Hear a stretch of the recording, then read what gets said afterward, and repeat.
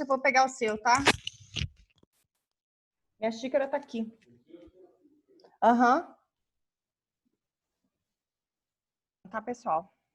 Então, vamos começar a patologia urológica. Qualquer coisa, vocês podem me interromper, tá bom?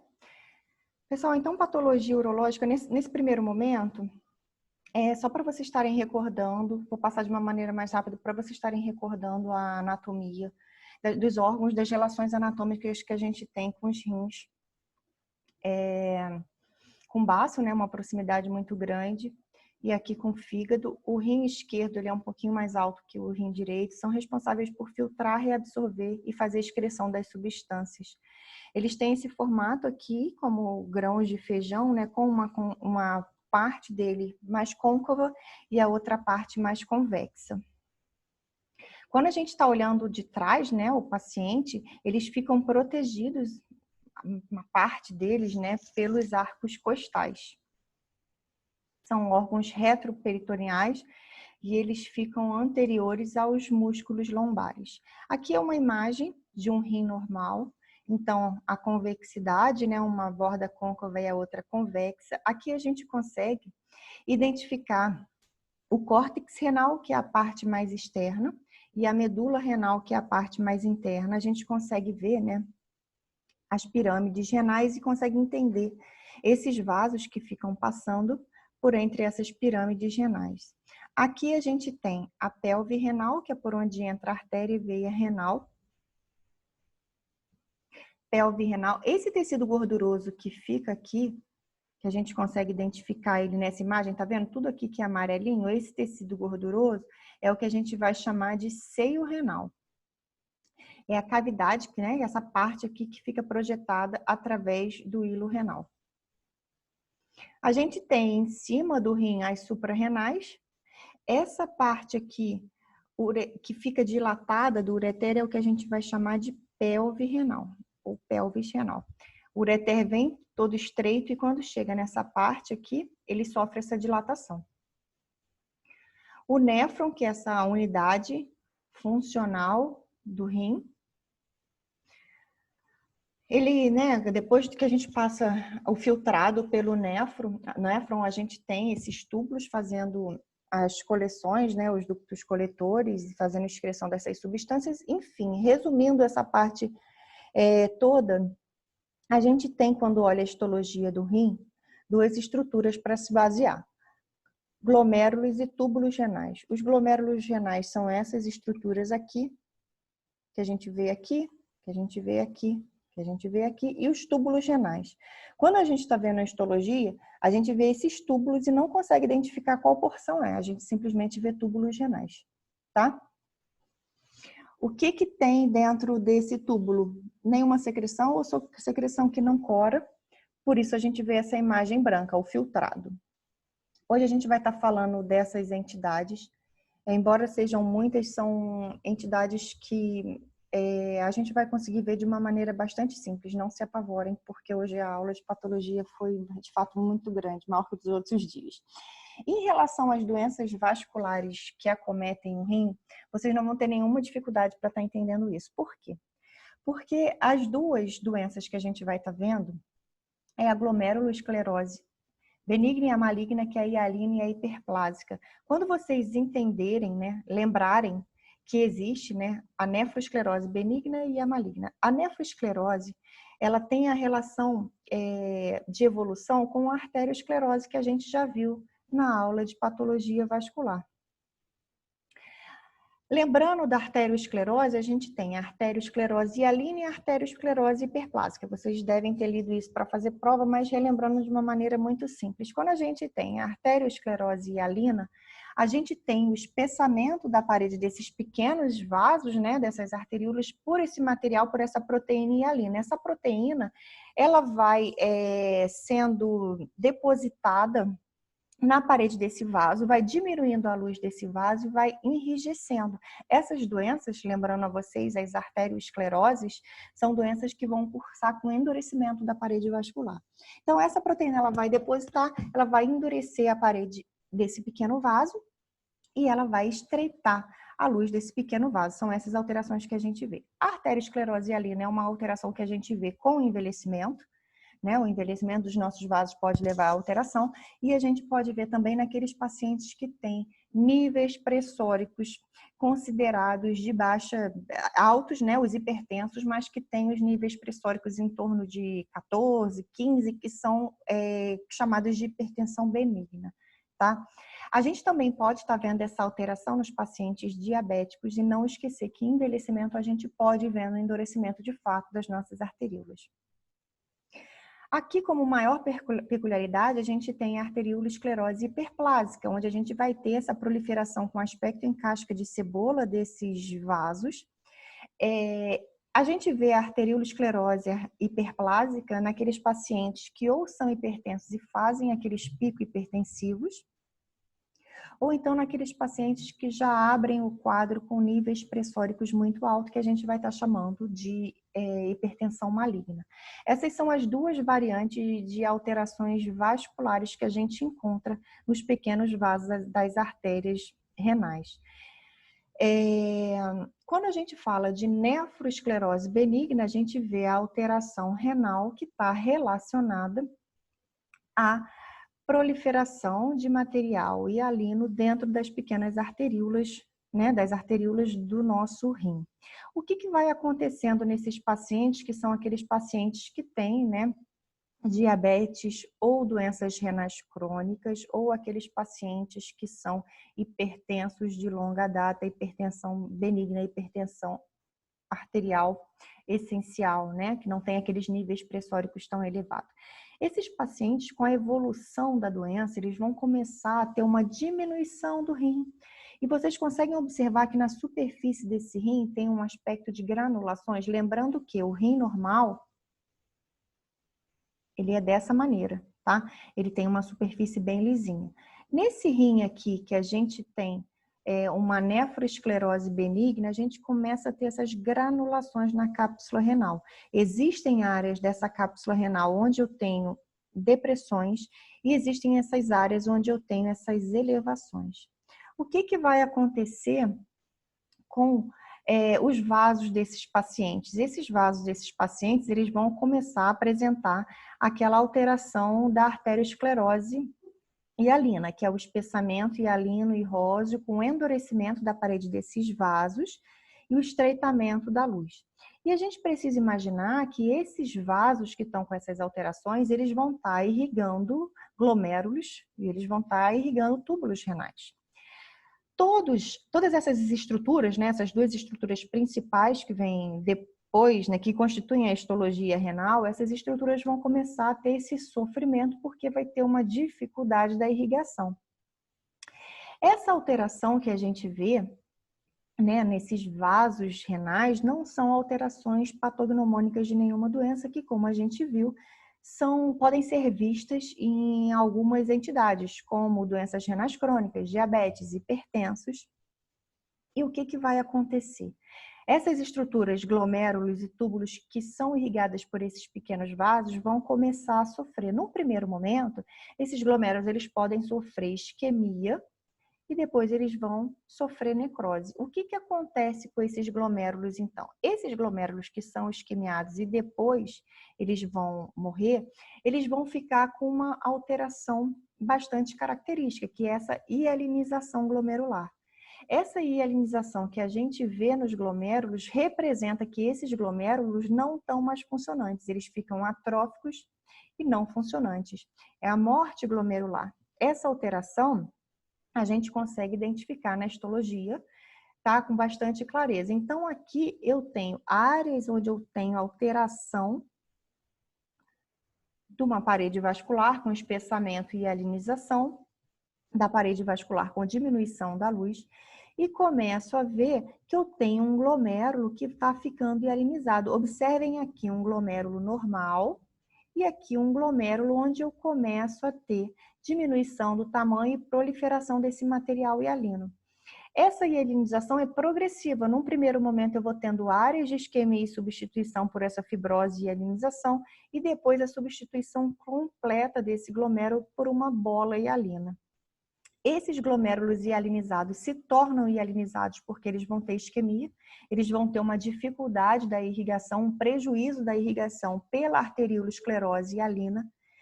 Na fase final, esses glomérulos se tornam aquelas bolas hialinas. Quando eu vejo glomérulos que são representados por bolas hialinas, por material completamente hialinizado, são glomérulos que não executam mais a função deles. Então, a gente sabe que esse glomérulo parou de produzir a urina, de filtrar a urina daquele glomérulo. Glomérulo normal, a gente tem, né, esses nichos, essas estruturas aqui que são capilares completamente, né, organizados nessa maneira aqui, às vezes lembrando uma papila, às vezes meio que um aspecto entrecruzado, e aqui um glomérulo completamente hialinizado. Isso é o que a gente vê na nefroesclerose benigna. Áreas na superfície renal, onde eu tenho essa elevação do parênquima, com áreas onde eu tenho essa depressão. O que significa esse glomérulo ser hialinizado? Significa que ele está atrofiado, que ele não funciona mais. Se eu tenho um material, uma estrutura que se tornou hialinizada, que não funciona mais, eu tenho uma estrutura atrofiada. Quando a gente tem um glomérulo que está atrofiado, a gente vai imaginar que esse glomérulo é a parte alta ou a parte baixa da superfície renal? Baixa? A parte baixa. Então, eu tenho a superfície renal granular. O que está representando uma superfície granular? Áreas onde eu tenho glomérulos bons e glomérulos ruins. Quais são os glomérulos bons? Os que estão dando aspecto alto ou os que estão dando aspecto baixo? Alto. Os bons são os que estão altos. E os ruins são os que estão baixos. Por que eles estão dando esse aspecto baixo? Porque eles estão atrofiados, porque eles estão hialinizados, porque existe uma fibrose, uma hialinização dessa estrutura glomerular. Se eles não estão funcionando e estão hialinizados, eles vão dar macroscopicamente a estrutura fibrosada e lisa dessa superfície renal, tá? Então, qual é a característica macroscópica dessa alteração que é a nefroesclerose benigna? Rins diminuídos de tamanho com aspecto granular da superfície. O que eu vou estar vendo na microscopia da nefroesclerose benigna? Eu vou estar vendo arteriolosclerose benigna, eu vou estar vendo hialinose de alguns glomérulos e até a hialinose, a substituição total de alguns glomérulos por essas bolas hialinas. E do outro lado, a gente tem a nefroesclerose maligna. A nefroesclerose maligna, precisamos lembrar da arteriolosclerose maligna. Nesse caso, a gente tem aqueles pacientes que ou já tinham uma hipertensão e fizeram aqueles picos hipertensivos, ou aqueles pacientes que já abriram um quadro com níveis pressóricos muito elevados. O que acontece quando o paciente tem esses níveis pressóricos muito elevados? O que vai acontecendo com a parede do vaso? Esbarrei aqui. A parede do vaso, a gente não vai estar vendo aquela proliferação em aspecto de casca de cebola desses vasos. Essa proliferação, que acontece de uma maneira mais rápida, porque esses casos são mais agudos, pode estar levando à necrose daquele vaso. A necrose daquele vaso vai fazer com que o sangue que esteja passando dentro daquele vaso vai para onde? O que acontece? Eu tenho um vaso, ele sofre necrose da parede. O que acontece com o sangue que está dentro do vaso? Vai espalhar. Onde é que eu vou estar vendo essa alteração? Na microscopia e na macroscopia. O sangue que espalhou através da parede desse vaso que necrosou, eu vou estar vendo na macroscopia como esses aspectos pontiformes e avermelhados, essas manchinhas avermelhadas na superfície externa do rim, e na microscopia eu vou estar vendo o sangue. Essa alteração macroscópica que a gente vê da nefroesclerose maligna, a gente vai chamar de aspecto em picada de pulga. Por que tem esse aspecto? Por que essa é a nomenclatura? Porque eu vou ver essas áreas pontiformes na superfície do rim. Essas áreas pontiformes a gente vai chamar de petecas na superfície renal. O que eu vou ver na microscopia? Os vasos não sofreram necrose, esse sangue vai extravasar para o parênquima renal e para dentro dos túbulos renais. Então, eu vou estar vendo o quê? Áreas de hemorragia intratubular e áreas de hemorragia no parênquima renal. Certo? Então, hemorragias, glomérulos normais e, além de estar vendo, né, esses essas áreas de hemorragia, lembrar que esse vaso que sofreu essa necrose, ele também não vai estar irrigando esses glomérulos. Vai ter essa área de hemorragia e vai ter uma área de necrose referente à morte glomerular e à morte tubular relacionada à irrigação que aquele vaso fazia. Então, da mesma maneira, eu vou estar encontrando áreas com morte glomerular, como eu encontrava na nefroesclerose benigna. O glomérulo vai sofrer necrose. Aqui a gente não encontra aquela hialinização que a gente encontrava na nefroesclerose benigna, porque esse processo é mais agudo. Então, vai vir associado com um processo inflamatório mais agudo, com polimorfos nucleares e essas áreas de hemorragia. Lembrando que a nefroesclerose maligna, a gente vai estar vendo a arteriolosclerose hiperplásica com essa proliferação, com esse espessamento concêntrico da camada íntima do vaso.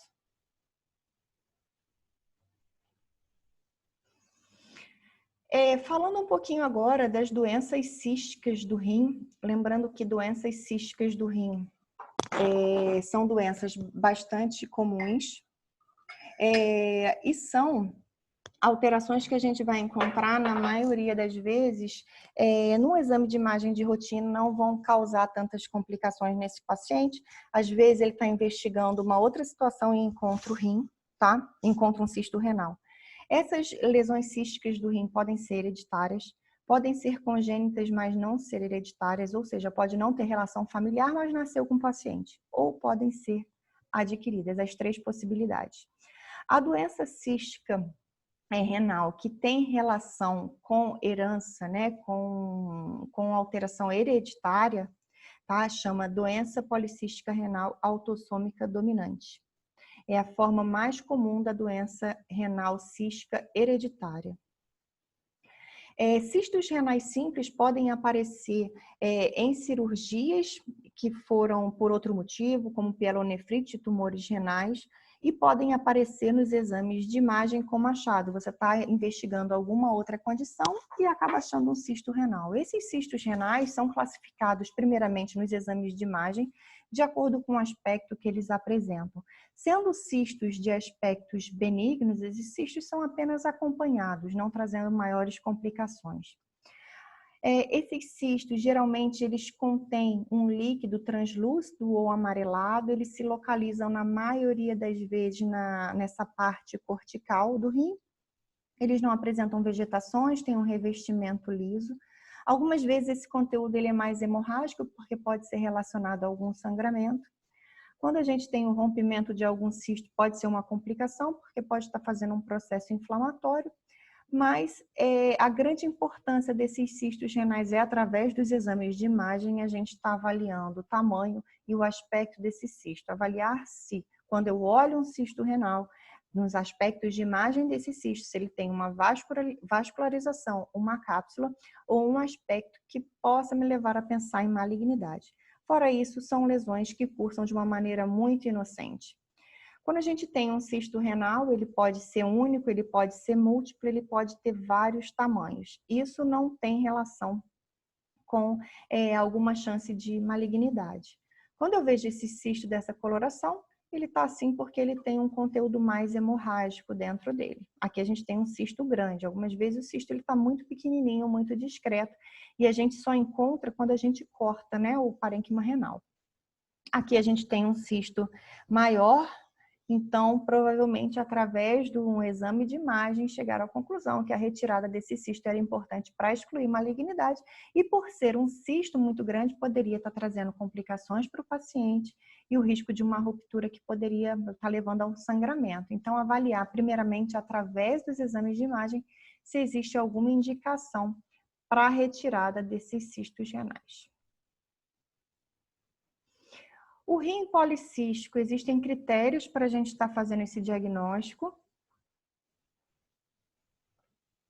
É uma doença que é transmitida geneticamente, como eu falei para vocês, vai chamar doença renal policística autossômica dominante do adulto. Esses cistos, na verdade, começam a aparecer quando o indivíduo é criança, adolescente, mas pode vir a ter manifestações apenas quando esse indivíduo já está adulto, em torno dos seus 40 anos de idade. É bilateral, tá? E o rim ele fica completamente substituído por cistos de tamanhos variados. Esse caso, a gente tem dor quando tem a hemorragia de algum cisto. Esse paciente pode ter hematura, pode ter uma hipertensão desenvolvida precocemente pela perda de função renal, por ele ir sendo substituído por esses cistos. Esse paciente pode fazer infecções do trato urinário e processos inflamatórios nesse rim, tá? Então, hipertensão e infecção urinária são complicações comuns no rim policístico, na doença hereditária mais comum que a gente tem cística, tá? O que eu vejo nesses rins? Eu vejo ambos os rins acometidos por estruturas císticas de tamanhos variados e colorações variadas, porque alguns cistos têm conteúdo mais claro, outros cistos têm o conteúdo mais hemorrágico. Então, a gente vê essa variação de coloração, sendo que quanto mais avermelhados esses cistos, maior a quantidade de hemácias que a gente está vendo ali, porque são cistos hemorrágicos. Quando eu corto esses rins, a gente tem, né, uma substituição total do parênquima renal por essas estruturas císticas. Saber que essa alteração, essa deformidade arquitetural do rim aumenta a possibilidade para o desenvolvimento de tumores e de cálculos. Esses rins ficam maciçamente aumentados e eu preciso ter muita atenção, porque esse paciente vai ter complicações relacionadas à hipertensão e insuficiência renal de uma maneira precoce. Aqui mais uma vez, só que a diferença é que aqui a gente tem um órgão que está na formalina e aqui a gente tem um órgão fresco. Os cistos têm esse revestimento liso e eles têm formatos variados e tamanhos variados. Aqui é uma peça fresca também. Eu tenho um rim bem aumentado de tamanho, com esses cálculos dispersos por toda a superfície renal. Ambos os rins, essas cirurgias geralmente são bilaterais, né? Que ambos os rins são acometidos quando a gente tem essa doença de origem hereditária e genética. Em relação às doenças tubulointersticiais, essas são as doenças mais comuns que a gente vê em relação ao rim. Essas doenças nem sempre vão estar cursando com peças, porque são doenças que são tratadas clinicamente e o paciente, na maioria das vezes, não vai perder o rim por essa doença. E biópsias renais não são indicadas para a gente estar fazendo o diagnóstico dessas entidades. Essas entidades, elas são diagnosticadas clinicamente ou através de exames de imagem, e a biópsia renal, ela fica indicada principalmente para a gente estar fazendo o diagnóstico das glomerulopatias e, às vezes, para diagnóstico de tumor. Nem sempre ela é feita para diagnóstico de tumor. Biópsias renais para diagnóstico de tumor são mais raras. Quando a gente encontra um tumor renal, que a gente já tem quase um diagnóstico de certeza, através do exame de imagem, de ser uma lesão suspeita, esse paciente ele vai ser submetido à cirurgia e não uma biópsia prévia. Então, atualmente, o que a gente tem, principalmente para biópsias renais, são casos relacionados a suspeitas de glomerulopatias. A pielonefrite aguda renal é uma condição relacionada à infecção bacteriana do rim. Essa infecção do sistema renal, né, pode ser da bexiga, da próstata, da uretra ou do rim, né, propriamente dito. Em casos de processo inflamatório agudo, qual o tipo celular que a gente espera encontrar? Os polimorfonucleares, que são os neutrófilos. Essa doença acomete tanto o córtex quanto a medula renal. A importância da gente estar entendendo nessa entidade é que essa infecção ela pode ser ascendente ou hematogênica. Onde é que a gente vê bastante pielonefrite aguda? Em mulheres jovens e sadias e crianças. Tá? O principal agente envolvido é a Escherichia coli. Em crianças, quando a gente tem casos relacionados ao refluxo vésico-ureteral, e mulheres jovens e sadias relacionado às relações sexuais, essas mulheres têm uma uretra mais curta, né? Então, a ascensão desses germes fica muito mais facilitada nas mulheres do que nos homens. Esse processo inflamatório, ele pode estar vindo, né? Infecção ascendente vem através da uretra, aqui principalmente em caso dessas mulheres, né? Como quando a gente fala, tem algum trauma na uretra, na relação, e ali favorece a proliferação bacteriana e a subida através da uretra ganha a bexiga, então essas mulheres podem fazer cistites autolimitadas, que é até o mais comum. Quando essas bactérias elas conseguem vencer essa barreira epitelial e ascender através do ureter, elas podem ganhar, né, o rim e fazerem quadros de pielonefrite aguda. Então, aqui foi um mecanismo da infecção do tipo ascendente. Em casos de infecção hematogênica, a gente tem, né, a bactéria circulante na corrente sanguínea. Quais são as principais condições que a gente vê onde pode ter o desenvolvimento de uma pielonefrite hematogênica? Septicemia ou endocardite infecciosa. Nessas duas condições, a gente tem bactérias circulantes no sangue. Em algum momento, essa bactéria ela pode parar no órgão rim e fazer um processo inflamatório agudo. O que acontece quando a gente tem processos inflamatórios agudos nesse córtex, né, nessa medula, nessa estrutura renal toda? Eu posso ter esses focos supurativos na superfície renal. Os focos supurativos são essas áreas amareladas que a gente está vendo. Focos supurativos é igual pus. O que forma o pus? Qual é a estrutura que forma pus?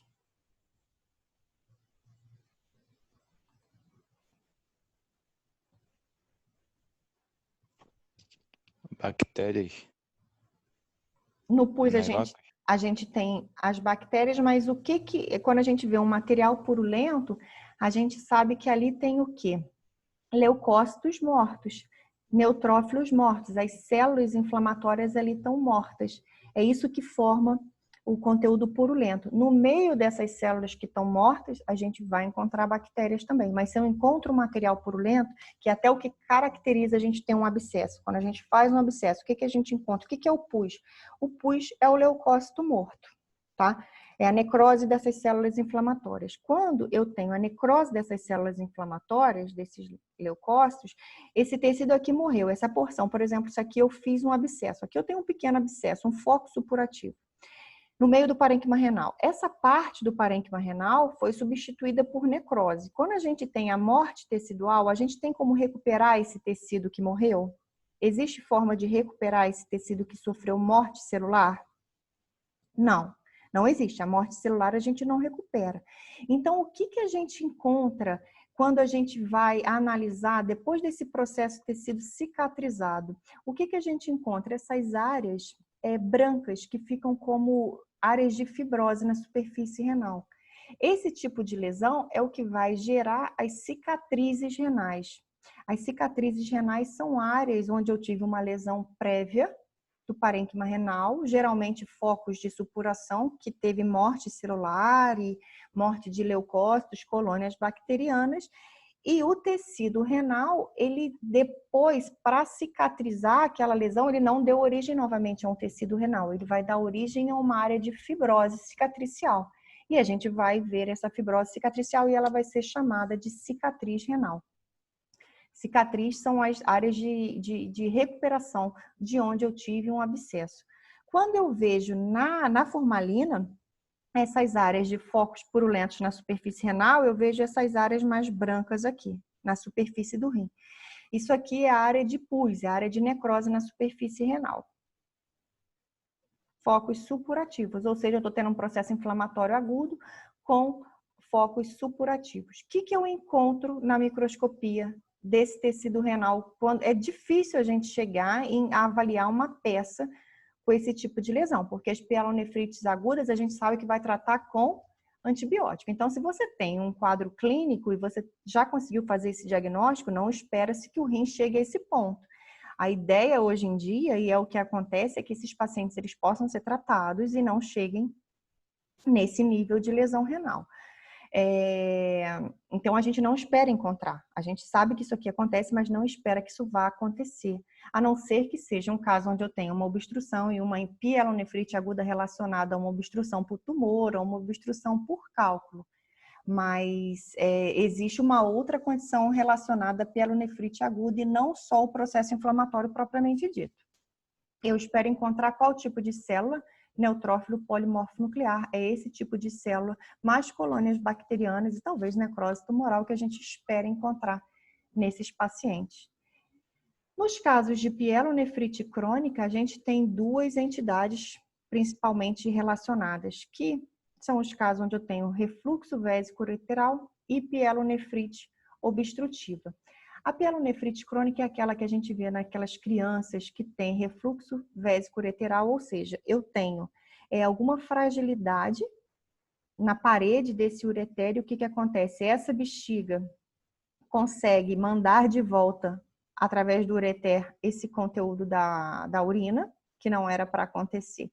Algum problema eu tenho na função desse meu sistema renal, desse meu rim, e faz com que a bexiga fique retornando. Essa bexiga, ela vai voltando e fazendo processos inflamatórios crônicos. Essa bexiga ela é asséptica, ela não vai fazer processos inflamatórios bacterianos.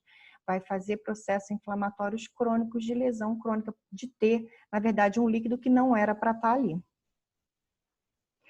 O que eu espero encontrar nesses rins que tenho infecções crônicas e de repetição?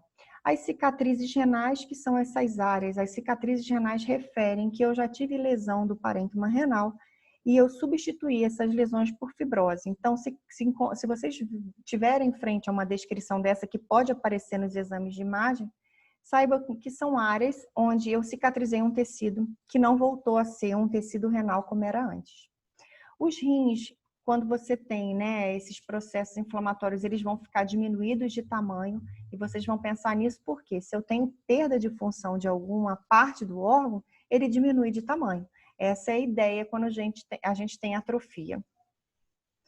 Essas depressões irregulares que a gente vê na superfície renal, da mesma forma que a gente viu, naquele rim que tinha as granulações, áreas de depressão ou são fibrose, ou são atrofia. É isso que a gente encontra. Por isso, essas áreas de retração. Essas cicatrizes que vão estar repercutindo na superfície, mas elas também vão aparecer no meio do parênquima. Isso aqui são áreas de fibrose. Posso ter essas dilatações dos cálices renais, dilatação na pelve renal. Aqui eu tenho bastante dilatação, olha. Posso estar fazendo essas áreas de dilatação. Essas áreas de dilatação podem vir associadas a áreas de fibrose do parênquima e essas alterações virem todas juntas, Aqui eu tenho área de dilatação do sistema pielocalicial, aqui também. E essas áreas mais esbranquiçadas que a gente consegue ver aqui são áreas de fibrose do meu parênquima renal. As alterações da pielonefrite crônica, e repito aqui para vocês, na maioria das vezes esse paciente não vai perder o rim por uma pielonefrite crônica. Essas alterações acontecem e esse diagnóstico de pielonefrite crônica vem muitas das vezes quando o paciente tem uma outra condição e mais a pielonefrite crônica, porque essas condições geralmente são tratadas e não vão levar à cirurgia. O infiltrado do processo inflamatório crônico é o infiltrado linfocitário ou linfoplasmocitário. Se eu tenho esse infiltrado inflamatório, e eu já disse para vocês que eu vou formar aquelas cicatrizes renais, o que eu vou ter naquelas áreas de depressão? Atrofia e fibrose. É isso aqui que vai me levar àquelas cicatrizes renais, aquelas áreas de depressão no rim. Esclerose do glomérulo, infiltrado inflamatório crônico e fibrose em volta do glomérulo. Esses cilindros hialinos, que na verdade é um material que vai se depositando, isso aqui repercute, indica pra gente que tem algum material na luz desses túbulos renais que não é um material que a gente deveria encontrar. E esse processo inflamatório substituindo o parênquima renal. Aqui nessa imagem, para estar mostrando para vocês a diferença do tamanho de um rim normal para um rim com processo inflamatório. Então, lembrar que esses processos inflamatórios crônicos, eles tendem a reduzir o tamanho do órgão, porque vão levar à atrofia de células, atrofia de estruturas histológicas desse órgão. Cálculos renais são bastante... Oi? Esses cilindros hialinos seria o que mesmo? Seria restos celulares? Não, esse cilindro hialino é uma proteína que drena para dentro desses túbulos renais, onde a gente não deveria encontrar. Porque aqui nesses túbulos a gente só encontra o filtrado, só que a gente vai começar a ter alteração do filtrado e começa a drenar proteína para dentro da luz desses túbulos renais, onde a gente não deveria ter. É isso que significa.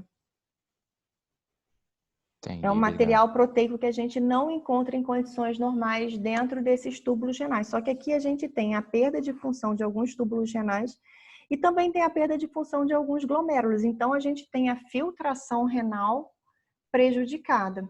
A gente começa a ter a possibilidade de acumular tipos de material, desse material proteico, na luz dessas estruturas tubulares renais. Porque pode ter também cilindros hemáticos, né? Sim, mas os cilindros hemáticos não aparecem aqui, né? Aparecem no exame de urina, né? Entendi. Mas acho que cilindros hialinos também. Ah, pode. Isso aqui Aparece eu acho que mais. pode aparecer. Agora, cilindros hemáticos no exame histológico eu nunca vi. Entendi. Acho que isso existe no exame de urina, que eu não estudo isso. Mas cilindros hemáticos, não me lembro de ver isso na histologia. Aqui a gente tem estruturas cilíndricas e hialinas. Hemático, não me lembro. Mas existe, acho que no exame de urina. Tem que pegar isso para ler, já não me lembro mais. Mas acho que existe sim. Quando você tem alguma lesão, né? Renal que você está Sim, não é. No né? ES tem tanto É. cilindros hialinos quanto hemáticos. Isso Tá aqui é bom, obrigado. proteína que ficou dentro do túbulo renal. Quando a gente tem hemácia aqui, a gente não consegue ver, ela dissolve, né? A gente não vê ela em formato de cilindro, né? A gente vê no formato de célula isolada. Tá? Entendi. Obrigado. Em relação aos cálculos renais, eles podem ter formatos diferentes.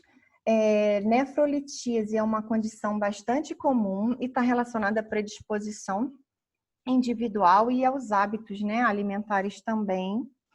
Qual que é o grande problema desses cálculos renais? Primeiramente, que eles causam uma absurda dor quando eles começam a ser eliminados.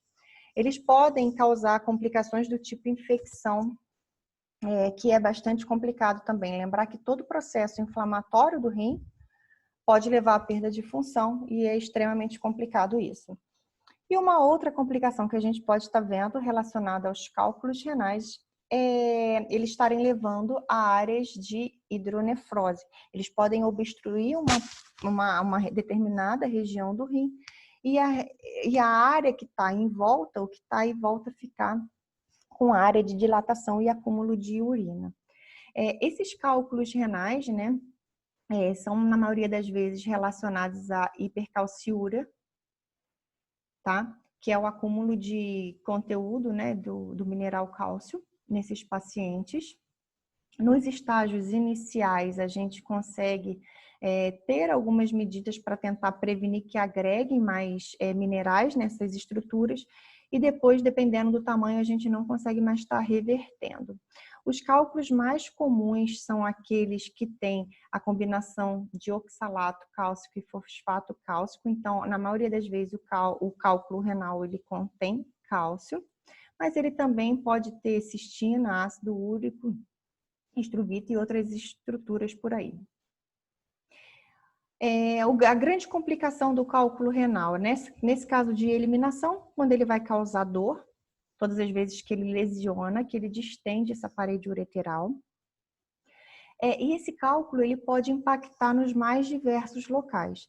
Esses cálculos eles podem ir, na verdade, recrutando que mais minerais continuem depositando ali e ele vai crescendo. E esses cálculos eles podem ir, né, obstruindo a drenagem desse rim. Esses cálculos eles podem ficar arredondados e pequenininhos ou formar essa estrutura aqui completamente irregular, quando esse cálculo ele vai crescendo, ocupando o trajeto desses espaços da pelve renal, a gente vai chamando isso aqui de cálculo coraliforme. Eles podem estar relacionados com processos inflamatórios agudos e crônicos também. Quando a gente tem cálculos renais, a gente pode ter o risco, sim, de perda de função desse rim. Então, cálculo renal é um dos motivos, de fato, da gente ter atrofia renal, hidronefrose e perda de função. Não é uma coisa boba ter cálculo renal e eles precisam ser tratados. As dores de cálculo renal são referidas como dores de muita intensidade.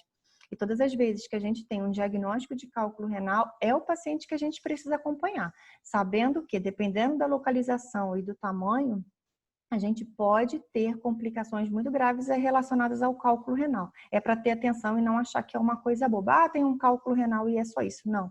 Merece um acompanhamento. Esse cálculo, que é o cálculo coraliforme, olhem como ele vai entrando aqui, ó, e ele vai crescendo, ocupando o espaço da drenagem renal. Tudo que é luz, que é por onde o filtrado urinário vai estar passando, vai estar sendo ocupado por essa estrutura. Tá? Então, a gente vai ter uma perda de função importante dessa parte do rim. Então, aqui a gente está vendo que tem um rim com essas áreas mais brancacentas que devem ser relacionadas à inflamação crônica, atrofia renal, provavelmente relacionada ao cálculo, porque a gente não vê um tumor nesse rim aqui. Então, provavelmente aqui houve o desenvolvimento desse cálculo e processo inflamatório crônico associado. O que a gente consegue ver nessa imagem? Um cálculo muito grande obstruindo uma parte do rim. O que chama mais atenção aqui nesse rim? Qual o nome dessa condição aqui, onde eu tenho uma grande dilatação da estrutura renal? Hidronefrose. O que acontece nessa área? Eu vou acumular o filtrado e ele não vai conseguir ser drenado. O que vai acontecendo? Vai dilatando essa porção do rim. Eu vou atrofiando a parte renal que está em volta, tá? Eu vou fazendo essa atrofia renal. Todas as vezes que eu vou empurrando um tecido, vou diminuindo a vascularização desse tecido, o que vai acontecendo com ele? Atrofiando. Atrofiar significa o quê? Perder a função. Então, isso é uma grande complicação que pode levar à perda de função renal. Aqui, mais uma vez... Oi? Tem risco de romper esse Tem. parênquima conforme ele vai crescendo? Tem risco de você romper o parênquima, de você fazer sangramentos, de você fazer lesões. É uma possibilidade, sim. Aí na emergência, aí tem que retirar o rim. Geralmente, esses pacientes, eles cursam, esses pacientes que têm cálculo renal, eles já cursam com clínica. Então, assim, a tendência, né, é que esses pacientes, eles sejam tratados antes de chegar num estágio desse. Esse paciente, ou ele tem cálculos menores e vai fazendo hematura, ou ele tem dor, né? Então, esse paciente que tem a dor, ele começa a ser investigado e hoje você consegue desobstruir esse rim, você consegue ter técnicas para você tirar esses cálculos a laser e não chegar nesse ponto. Só que isso é uma doença muito avançada que o paciente com certeza já teve clínica antes e não foi identificado, não foi tratado. Hoje em dia, as técnicas para não deixar que isso aconteça, você levar uma perda de um órgão desse que é extremamente importante. Por conta de um cálculo que você conduziu mal, você não conseguiu tratar esse paciente antes, é muito complicado, né? Aqui a gente tem nessa imagem um rim com uma intensa hidronefrose. Isso aqui são áreas de acúmulo do filtrado. Dificilmente um paciente chega num momento desse, num grau de hidronefrose desse daqui, sem nenhuma complicação associada para estar investigando, para estar descobrindo, né? Então, assim, o paciente apresentou algum tipo de clínica antes para que não chegue nesse ponto. Processo inflamatório, dor, hematúria, anúria, né? Então, esse paciente aqui tem diminuição da filtração glomerular, né? Então, assim, a ideia é que esse paciente não chegue. Eu nunca peguei, já peguei hidronefrose sim, mas nunca peguei uma tão considerável. Já peguei paciente que perdeu, já vi peças assim de pacientes que perderam rim relacionados a cálculo. Não é tão frequente, geralmente esse paciente trata antes. Tá? Pielonefrite crônica, já vi, mas não é o mais comum. O mais comum de cirurgias renais onde o paciente perde o rim, o principal motivo para o paciente, de fato, perder o rim e virar o rim uma peça cirúrgica em si, são tumores renais. E de maneira mais rara, cálculos renais, porque hoje as cirurgias, existem formas de você retirar o cálculo renal sem você estar fazendo a ressecção renal, através de laser ou através de outras técnicas cirúrgicas, que você põe catéter para tentar drenar, você quebra esse cálculo para tentar eliminar. Não é indicação plena você fazer nefrectomia por cálculos renais, mas eu já vi, tá? Em relação às neoplasias renais, que de fato são as principais causas de cirurgias renais, a gente divide naquelas que são mais comuns no adulto e nas crianças. Os tumores de criança são mais comuns em embrionários e sarcomas. No adulto, o tumor mais comum chama carcinoma de células renais, tá? É mais comum em idosos, homens, pode ser localizado nos polos ou geralmente são tumores únicos e solitários. Quando esses tumores dão metástases, pulmão e osso são os sítios mais frequentes.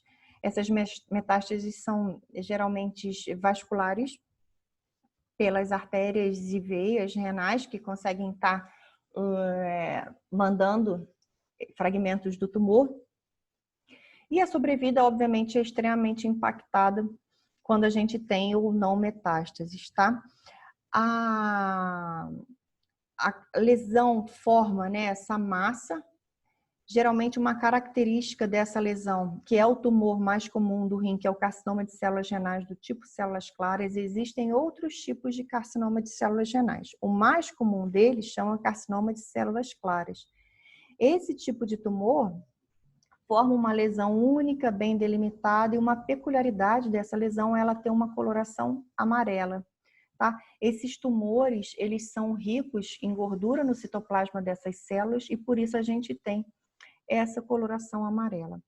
Esses pacientes têm geralmente acima de 40 anos e a gente pode ter carcinoma de células renais associados a alterações nesse gene aqui, que é relacionado à doença de von Hippel-Lindau.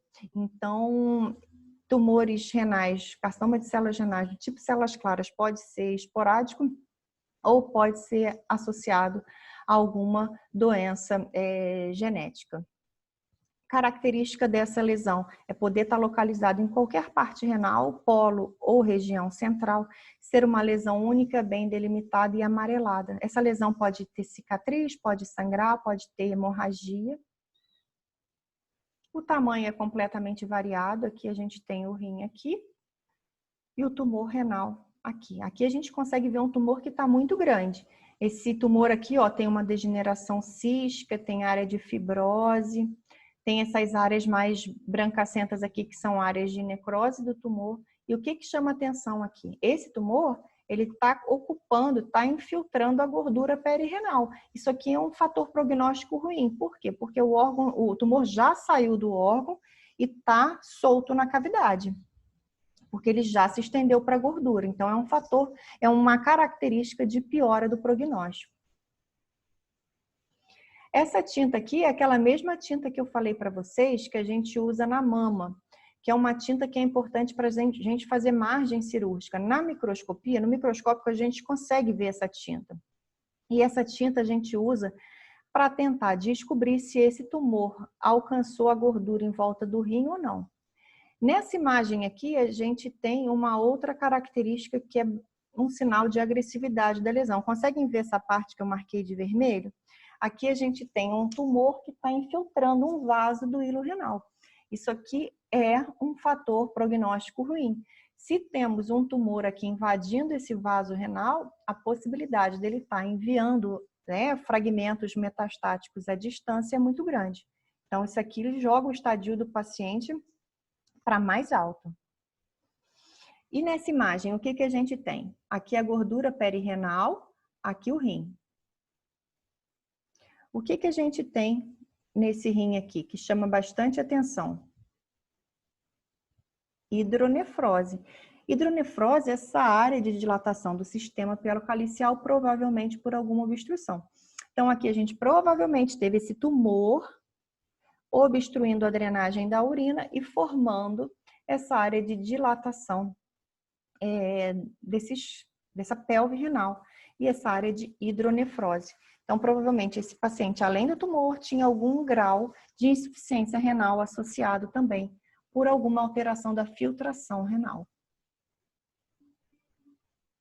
O que eu vou ver na microscopia do carcinoma de células claras, que é o carcinoma mais comum do rim? Eu vou ver esses ninhos de células.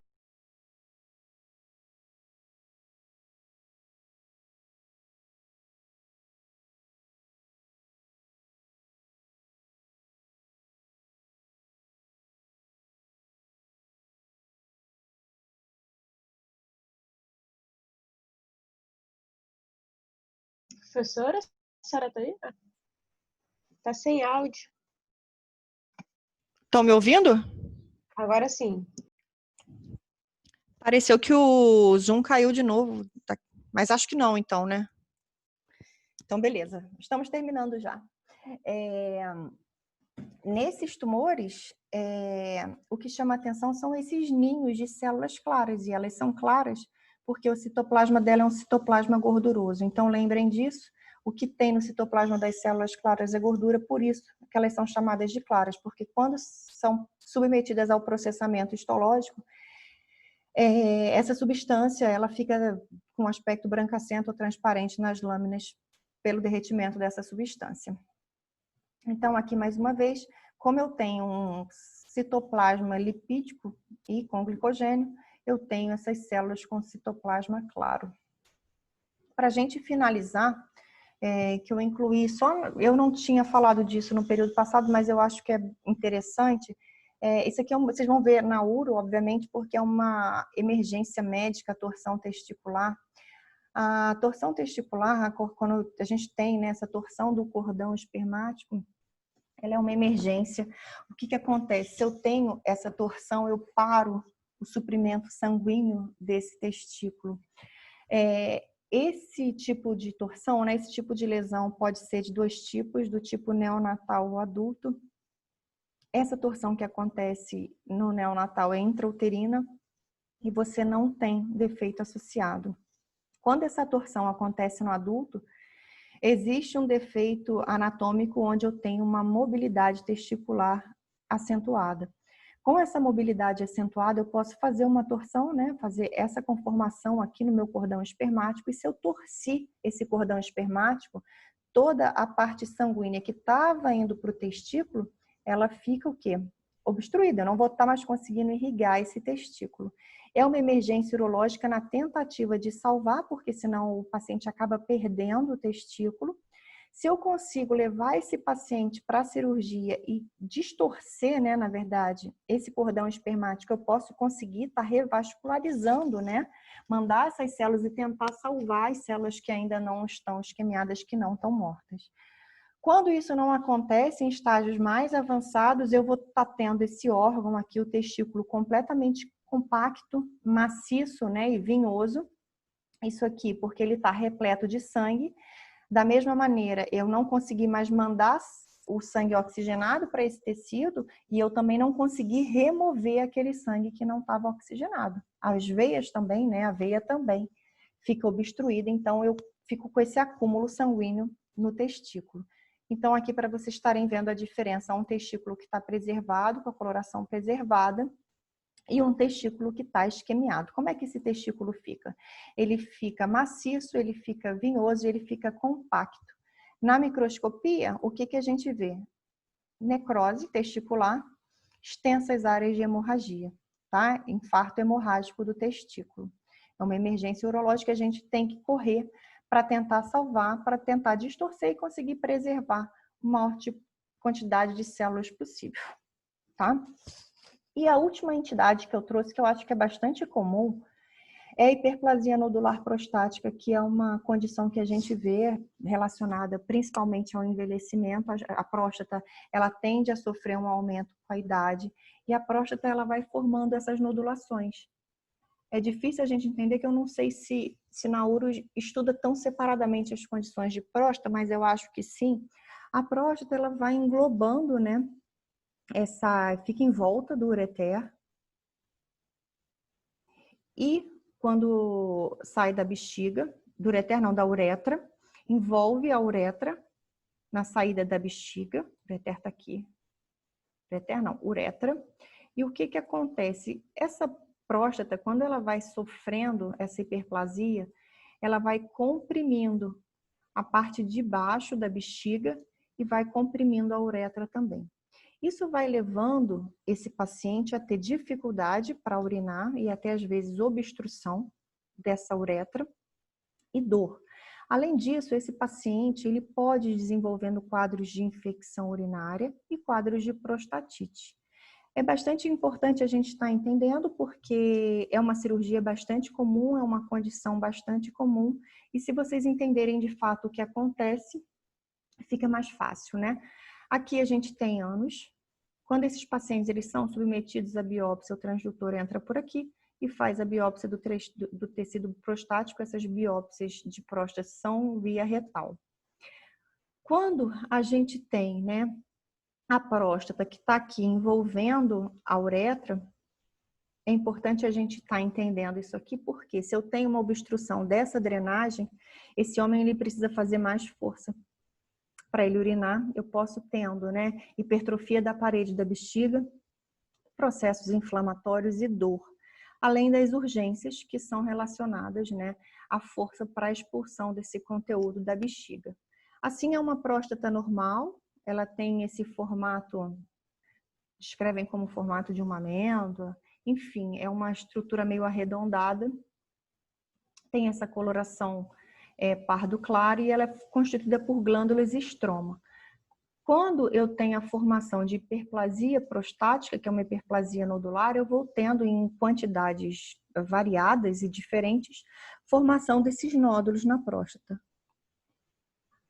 Existe hoje para você estar removendo esses nódulos como opção a nodulectomia, onde você vem e faz a cirurgia via suprapúbica retirando esses nódulos, ou então através da uretra fazendo a raspagem desse tecido prostático. É uma outra possibilidade também.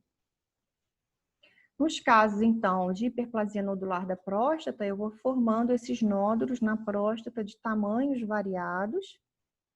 E qual que é a complicação? Estarem obstruindo, né, a passagem da urina e comprimindo a parede da bexiga. Aqui uma próstata completamente deformada. Observem que esse é o formato normal. E aqui eu tenho uma próstata que está completamente deformada por hiperplasia nodular prostática, uma condição bastante comum. Essa cirurgia, esse paciente que tem hiperplasia nodular prostática, ele não é aquele paciente que tem indicação para retirada total da próstata. A retirada total da próstata é indicação para os pacientes que têm tumor. Esses pacientes que têm a hiperplasia nodular, eles fazem a cirurgia geralmente para você retirar o nódulo, tá? Ou então a raspagem da próstata, que você também diminui o tamanho dela. O interessante nesses pacientes é estar tirando o volume prostático para estar trazendo conforto. Então aqui formação de nódulos, proliferação de nódulos ou de estroma prostáticos.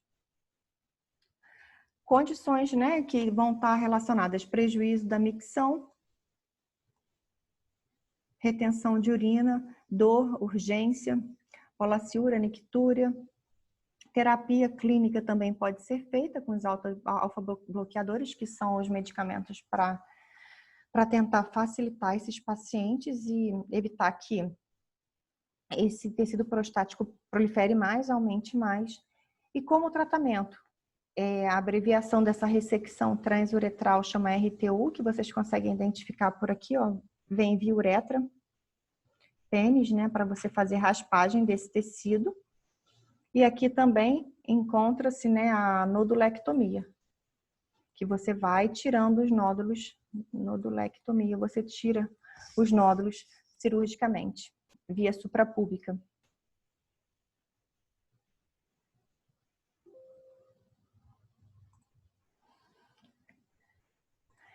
Era isso, pessoal. Alguma pergunta? Hoje foi muita coisa, né?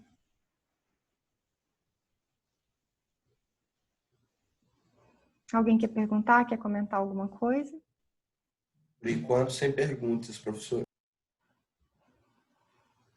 passar. Se lembrarem de alguma coisa ou quiserem perguntar alguma coisa, tá no grupo, podem ir falando, mandem por e-mail, mandem, enfim, tem todo o canal aí comigo.